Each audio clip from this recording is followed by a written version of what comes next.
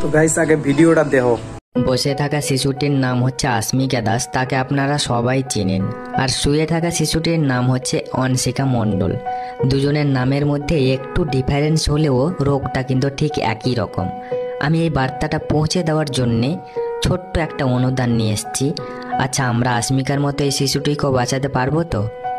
সেরকমই সবার কাছে আমার রিকোয়েস্ট, যদি আপনারা সবাই এগিয়ে আসেন আপনাদের মতো করে, যেমনভাবে গোটা ওয়েস্ট বেঙ্গলের মানুষ বা গোটা ইন্ডিয়ার মানুষ অস্মিকা দাসের পাশে দাঁড়িয়েছিলেন, তো সেভাবেই যদি সবাই একটু দাঁড়ান বা যে যেমন পারবেন যদি হেল্প করেন, তাহলে হয়তো আমার মেয়েকে ট্রিটমেন্ট দেওয়াটা সম্ভব আর আমার মেয়েটা একটা সাধারণ জীবনে ফিরিয়ে আনা সম্ভব।